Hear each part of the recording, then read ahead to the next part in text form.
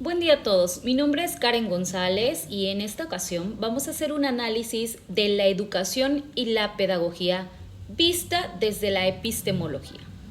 Hemos hecho una remembranza de 3 lecturas y quiero comenzar hablándoles un poco acerca de este concepto tan amplio que es la educación. Tomamos primeramente un concepto muy tradicionalista porque quiero llevarlos hacia una evolución de lo que resulta esa definición de la educación al final. Primero, analicemos la que tenemos en este primer plano. La educación se ha definido como la acción de transmitir conocimientos, creencias, tradiciones y costumbres de la generación mayor, la más experimentada, a la siguiente, que lo está menos, para garantizar la continuidad de una sociedad determinada. Esta es un ejemplo de lo que las personas pensaban al inicio. Creían que el conocimiento era solo algo que tenía que poseer alguien y luego pasarlo a los menores, así de generación en generación. Las transformaciones comenzaron primero con procesos netamente biológicos. Así que ahora tenemos aquí algunas preguntas que han generado debates. ¿Cómo debería ser la educación? Y desde el punto de vista pedagógico, ¿cómo se entiende el conocimiento? El primer significado lo encontramos en la biología, precisamente con Jean Piaget, el epistemólogo, psicólogo y biólogo suizo, que se encargó de presentarnos toda esta teoría psicogenética que dio origen al estudio del conocimiento y la evolución de él por medio de estadios que estaban perfectamente tipificados para cada edad. Algunos de ellos los podemos encontrar colocados con distintas actividades como las que se muestran en el recuadro. Para Piaget, el aprendizaje estaba subordinado a estos niveles del desarrollo del sujeto. Los mecanismos básicos eran la maduración, la experiencia con los objetos, la experiencia con las personas, la equilibración, que era ese contraste de los conocimientos previos con la acomodación y el equilibrio, y finalmente la asimilación de las nuevas ideas. A partir de aquí ya podemos crear un nuevo concepto sobre aprendizaje.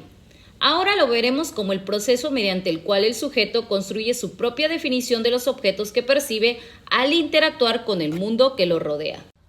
La persona al centro de esta teoría era el sujeto, como lo veremos más adelante. El siguiente en entrar en escena fue Herbart, conocido como el padre de la pedagogía. Él fue quien ya inculcó un poco más aquellos procesos donde otras herramientas u otras personas pudieran influir sobre el niño o el sujeto. Narra la historia de la pedagogía primeramente en su origen en Grecia, cuando el pedagogo era era el esclavo que llevaba al niño a la escuela, le proporcionaba herramientas, lo estimulaba también, sobre todo para la memorización. No era una actividad que se considerara muy importante. Sin embargo, ese nombre fue evolucionando hasta llegar a la pedagogía. Finalmente tenemos a Edgar Morin, el filósofo y sociólogo francés que se encargó de ver al conocimiento como un proceso de formación, algo totalmente amplio en donde muchos conceptos se entrelazaban para formar ese pensamiento. Hablaba también de que era algo muy propio, muy íntimo. Tenían que ver aspectos biológicos, espirituales, históricos, lingüísticos, es decir, toda una situación compleja o de incertidumbre, como él la llamó. Aquí había un riesgo y una posibilidad, y entonces el conocimiento se veía como una idea de un proceso que todavía no estaba acabado.